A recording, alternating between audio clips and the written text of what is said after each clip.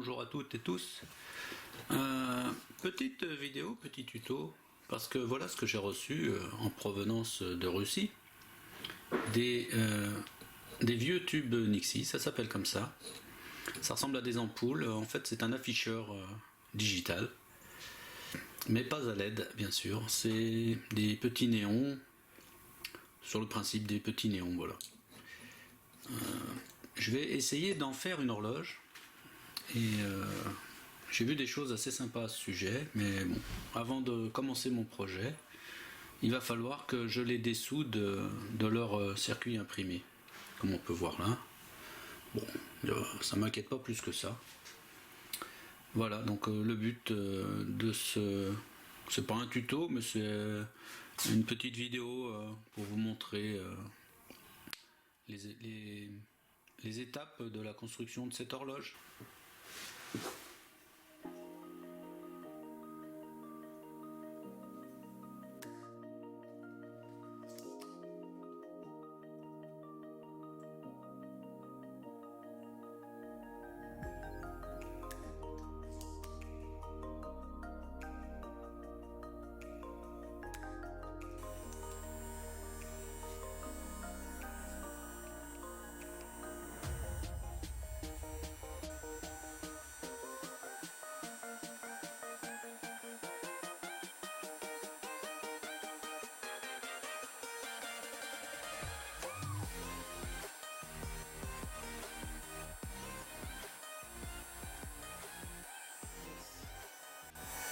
Bon bah parfait, ma méthode pour dessouder, hein. Finalement j'en suis arrivé à utiliser le fer à souder avec de la tresse à dessouder pour enlever la soudure, le flux de soudure. Et puis pour déloger l'ampoule, eh bien le pistolet à air chaud sans trop tarder quoi, pour éviter d'endommager le tube Nixie. Jusque là, les 6 ont été dessoudés sans problème. J'en ai une en rab que je vais dessouder en plus. Et il me restera 4 tubes Nixie, 2 symboles. Donc ça c'est les petits supports qui se trouvaient au cul de chaque tube Nixie, comme ça. Je vais les nettoyer. Et pour les nettoyer, eh bien, bon ceux-là ils sont propres. Il y en a je les ai dessoudés bien, ils étaient bien. Mais il y en a d'autres, vous voyez, c'est un petit peu bouché tout ça. Donc avec une mèche au diamètre adéquat, je reperce tous les trous. Comme ça. Voilà. Et après je refrotte sur du papier de verre bien à plat. Je refrotte le support afin de lui donner une apparence, vous voyez, un peu plus convenable. Une fois que j'aurai fait ça, j'ai préparé mon flux de soudure. Voilà une petite astuce pour les électroniciens. Les électroniciens violonistes, ils ont tous de la colophane, les violonistes, et les électroniciens peuvent se procurer de l'alcool isopropylique à 99%, ça se trouve sur internet, on en trouve sur Amazon, entre autres. On fait un petit mélange de colophane qu'on met dans l'alcool isopropylique. Vous voyez la colophane, c'est ça, c'est ce qu'on met sur l'archet pour que les cordes puissent vibrer. Ça fait des petites dents sur l'archet, sur le crin de cheval de l'archet pour les violonistes. Et donc on mélange un peu de ça, des écailles de ça, on en met dans de l'alcool isopropylique et puis ça nous fait un flux de soudure parfait. Une fois que j'aurai nettoyé tout ça, je vais tremper dans mon flux de soudure les pointes du tube Nixie et puis ensuite j'aurai plus qu'à souder mes fils. Alors voilà, avec la bonne correspondance. Mais pas de panique, je vous ai réservé une petite image, une photo que j'ai eu un peu de mal à trouver, qui vous expliquera comment souder tout ça comme il faut. C'est pas facile de trouver sur internet où raccorder chaque fil, notamment pour le circuit imprimé que j'ai, pour le petit circuit imprimé que j'ai là. ça vient de Chine sans plus d'explications, hein, même pas chinoise, donc débrouillez-vous. Voilà, les fils partent du circuit électronique. Il y a un emplacement pour chaque tube Nixie et 11 fils à connecter sur un tube Nixie qui lui a 13 ou 12 broches. Donc il faut trouver comment connecter tout ça sans faire d'erreur, sous peine de griller son tube Nixie, ce qui est dommage. Mais j'ai trouvé. J'ai eu un peu de mal à trouver et j'ai trouvé, et je vous montrerai ça dans mon tuto, vous pourrez voir ça. Donc ce sera un peu plus tard, dans quelques minutes sur la vidéo. Et bien cette petite carte qui est vraiment petite, hein, je m'attendais pas à y voir si petit que ça. Vous voyez, je vais essayer de prendre ma main avec, on la voit, hein, elle est vraiment minuscule. Cette petite carte fait module de boost du courant, donc je vais alimenter ça en 12 volts continu et ça va amplifier le courant en 170 et avec les sorties qu'il y a là, piloter, driver chaque tube Nixie pour qu'il affiche l'heure, les minutes, les secondes. On pourra changer d'affichage, l'année, la date, tout ça, quoi, tout plein de choses. Donc une information importante pour pouvoir souder sur le tube Nixie les fils au bon endroit. Un petit moyen pour repérer où est l'anode. Donc il y a une anode et sur certaines ampoules 12 cathodes, voire 11 cathodes.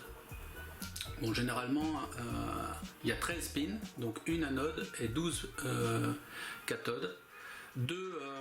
Pour le cas des horloges, 2 cathodes qui ne serviront à rien puisqu'elles représentent le point à gauche et le point à droite du chiffre. Pour une horloge on n'en a pas besoin, enfin pour mon projet j'en ai pas besoin, et d'autre part mon driver, ma carte électronique ne le gère pas, ce point. Donc il suffisait de savoir quels étaient les 2 pins qu'il ne faut pas utiliser, et une fois que vous aurez le schéma que je vais vous passer, vous verrez que c'est assez facile à souder.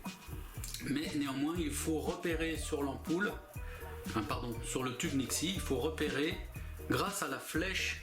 Il y a une petite flèche, ça se voit pas bien à la caméra, grâce à la flèche, ouais, ça se voit pas. Grâce à la flèche, ça nous indique l'emplacement de l'anode. Ainsi, vous savez, une fois que vous savez où est l'anode, vous saurez en fonction du schéma que je vais vous filer où sont les autres, les cathodes.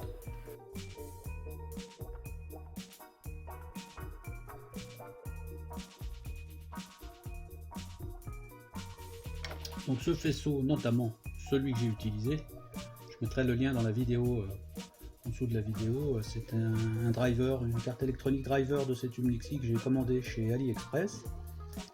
Donc elle est fournie avec un faisceau de fils colorés.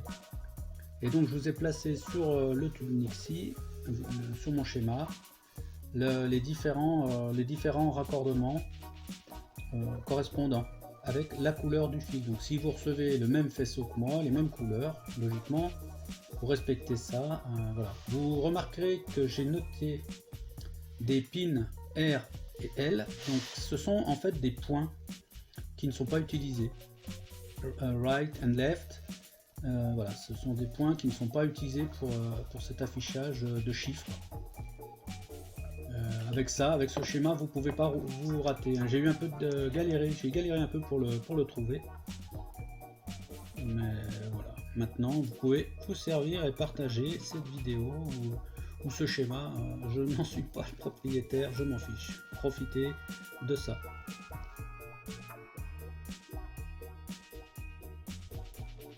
Aussi, pour repérer l'emplacement de l'anode, je vais vous montrer une astuce. Je ne sais pas si ça se voit là, donc sur ces tubes Nixie, donc c'est soviétique, hein, CCP, vous voyez, il y a en bas d'une des pins, il y a un peu de blanc là, on dirait de la céramique blanche autour de l'anode. Alors ce que je vais faire, je vais bien repérer grâce à cette céramique. Je mets mon support isolant Et sur le support isolant, avec un feutre, je vais venir marquer où se trouve l'anode. Voilà, j'ai fait un petit A qui représente l'emplacement de l'anode. Ensuite, avec le schéma que vous avez dans la vidéo, vous verrez que c'est facile de se repérer. Un petit café avant d'attaquer à souder ça. Alors souder, faire à souder et de l'étain.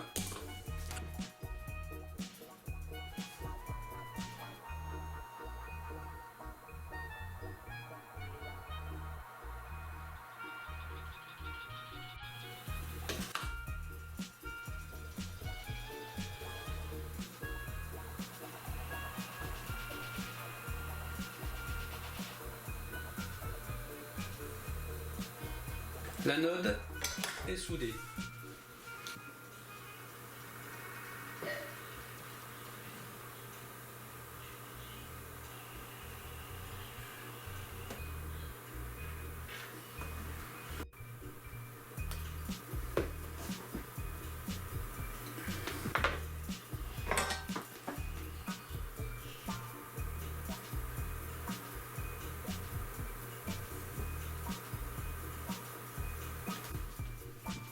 Gaine rétractable, rétractée. Bon, un petit bout de gaine thermo-rétractable. Allez, celui-là, c'est le jaune, c'est bien le numéro 3. Voilà, et on attaque à souder le numéro 3. Moi, je vais prendre un peu d'étain.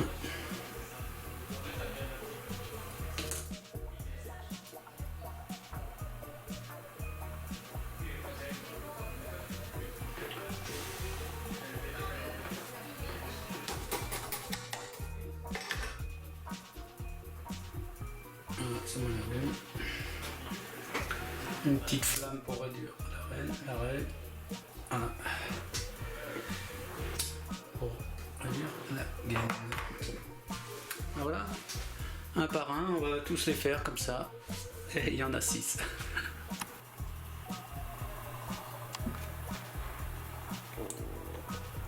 Donc voilà le résultat. Avec de la gaine thermo-rétractable. Nos fils, c'est vraiment du tout fin. On va aller tester déjà la lampe.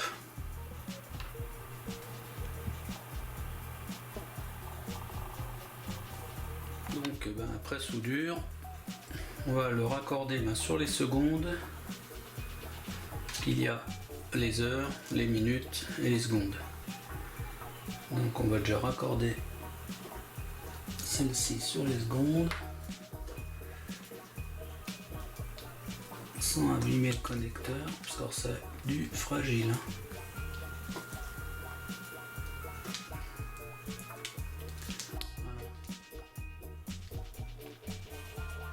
Voilà. On va le mettre du bon côté comme ça. Et on va voir ce qui se passe quand on branche.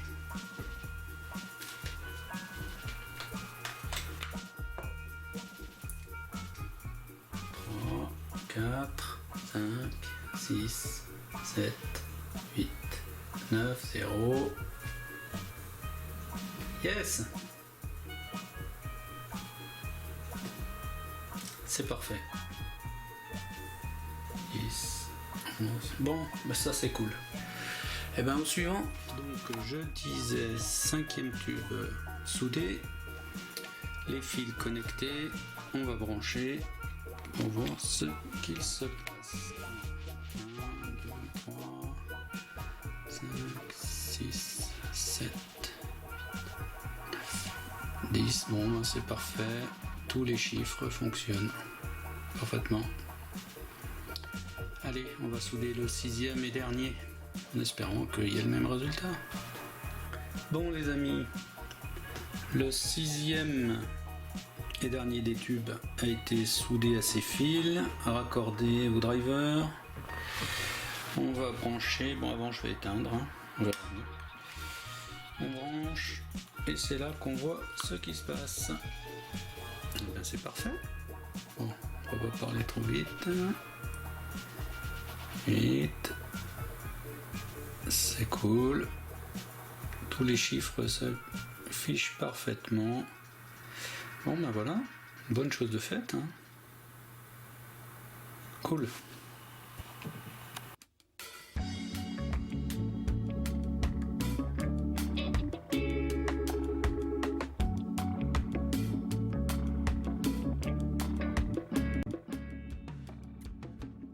J'ai trouvé une boîte qui ira pas mal pour mon projet. C'était pas le style que je souhaitais au départ. Mais cette boîte, que je trouve jolie, hein. Évidemment, je ne cautionne pas l'abus de la boisson qu'elle renfermait, juste avec modération. En tout cas, elle ira parfaitement pour mon projet, je la trouve jolie. Je vais mettre mes tubes Nixie dessus et mon projet va avancer avec cette boîte. Donc pour ce faire, je me suis imprimé un support pour mes tubes, hein. Je sais déjà comment je vais intégrer mes tubes Nixie dans l'affaire. Ça devrait bien se passer. Bon, au final, ça sera pas mal.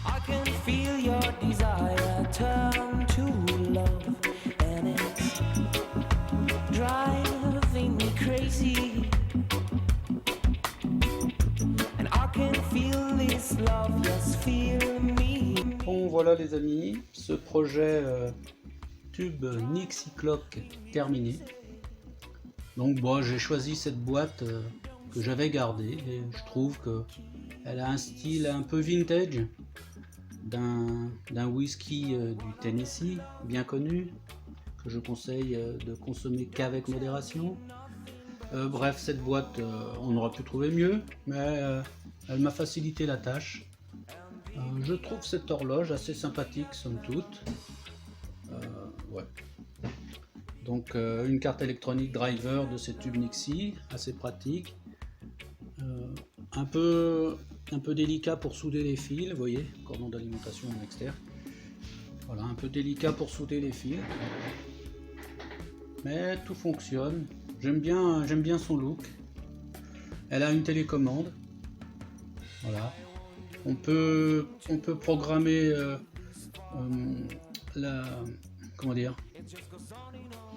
on peut programmer le fait que ces tubes toutes les minutes, toutes les 5 minutes ou toutes les 10 minutes fassent un tour à toute vitesse, comme ça. Et ceci afin de préserver le tube tout à gauche, qui lui reste des heures affiché sur le 1. Vous voyez les chiffres qui ne bougent pas beaucoup, comme c'est du néon, ça peut oxyder, ça peut s'endommager. Je ne saurais pas vous l'expliquer, mais de fait, ce petit driver, cette carte électronique pilote, vous voyez, ça tombe pile, ça l'a fait pile devant vous, c'était pas prévu. Voilà, bon, c'est pas gênant, et on sait que ça prolonge la durée de vie de ces tubes Nixie qui quand même datent, hein. C'est une technologie des années 50, ces tubes sont des années 80. J'ai eu de la chance, hein. J'aurais pu tomber sur des plus vieux, ceux-là ont dû être peut-être dans les derniers fabriqués, et ils fonctionnent à merveille. Je suis très content de cette horloge, vraiment. Je suis un petit bricoleur du dimanche, comme on dit, et c'est une de mes plus belles bricoles. J'aurais plaisir à lire l'heure sur cette horloge.